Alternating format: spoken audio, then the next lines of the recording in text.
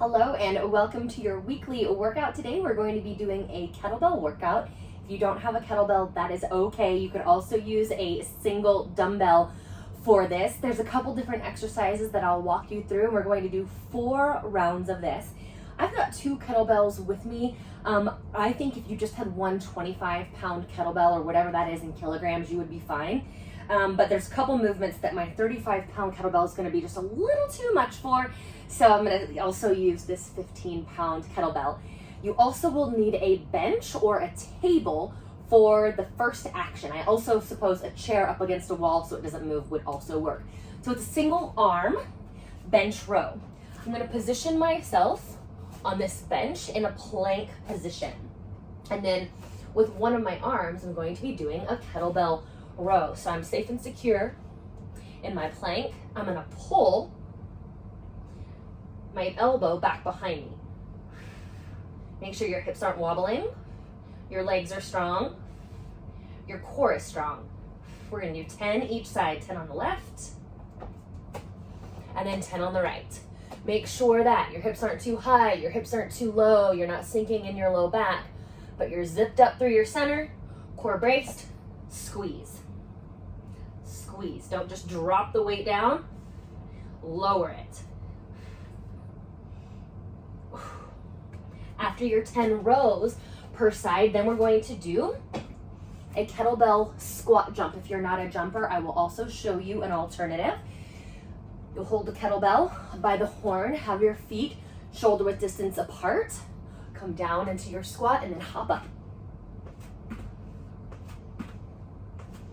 Make sure your shoulders stay on the back. You're not rounding forward. If you're not a jumper, here's what I want you to do. I want you to squat and then pull the weight up to your chest.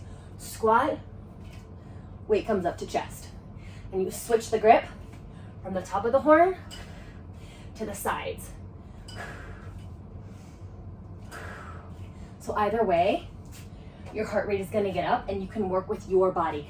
Make sure the knees don't collapse in on that, but they stay open out towards your toes, and we are doing 15 reps of that. Then we have a single leg, stiff-legged deadlift with a clean. Here's where I'm going to use my lighter kettlebell. So single leg, staggered stance deadlift. I'm going to put my left foot forward and my right foot behind. The weight is going to go in the hand of the foot that is back. So you've got your working leg, opposite working arm. I'm going to hinge at my hips for that single leg, stiff-legged deadlift. Then I'm going to hinge and clean this kettlebell, right? So it's 2 parts. Single leg deadlift, clean. Single leg deadlift, clean. So you want to keep the kettlebell really close to your body. I want to show you from the side as well. I just got my booster shot yesterday, so I'll go to this side. I don't want my kettlebell to hit my arm with just got the vaccine. So left foot forward, right foot back. You guys see me do these a lot, right? I love hinge movements. These are so great for your hamstrings and your glutes, but we're amping it up with that clean, making it more of a total body movement. So 1 rep looks like this. Hinge, flat back, spine long. Crown of my head is pointing forward. My back isn't collapsing. My low back stays full. Squeeze to stand. Hinge, clean. So you do 5 per side. Here's 1 rep. Hinge, hinge clean. 1. Hinge, hinge clean. 2. Hinge, hinge clean. 3. So when you clean it, it just comes outside of your shoulder. Your elbow doesn't wing out to the side, it stays in. Real close. Real close. So 5 each side. Then we have our 1 arm kettlebell shoulder press. So again, you're gonna clean that weight. I'm gonna use my right arm again, my poor right arm. I'm gonna clean it up. So my palm is facing in to begin. I'm going to open it out and around.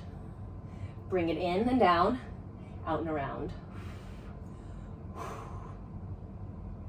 And of course you could do this with a dumbbell as well.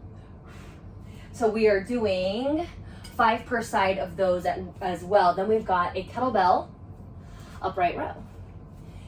Find that shoulder width stance once again. Hold the kettlebell at the horn with both hands, and you're going to upright row.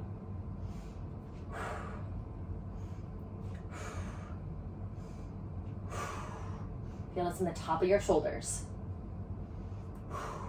And we're doing 12 of those. We finish with a single arm swing. I'm gonna move my bench out of the way for just a second. So it's just like your regular 2-arm swing, but with 1 arm, but the setup is still the same. It's that hinge movement. Your arms aren't working. Your hand holds on to the kettlebell. Momentum is what swings the weight forward, and that momentum comes from the strength of your hips and your core and your legs. It has nothing to do with upper body strength at all. So I love demoing this from the side. Feet shoulder width distance apart. Kettlebell is out in front of you, and it's out on a diagonal. So you send your hips back. There's that hinge movement. One more time. I'm gonna grab on with my right hand because it's a single arm swing. I'm gonna do 10 on the right, and then I'm gonna switch hands at the top of that 10th rep and do 10 on the left hand side. So again, butt back, chest forward. I've got the weight. I'm gonna hike it back and then swing it forward. 1, 2, 3, 4, 5, 6, 7, 8, 9, switch on 10, 10, 1, 2, etc. And I'll grab on with both, gently set it down. Kettlebell slings are legit one of my most favorite things to do. Your heart rate gets up. It is a total body movement, even though you're really not using your arms. After this, rest a minute, start back up at the top, repeat this whole workout or this whole circuit 4 times through. Enjoy.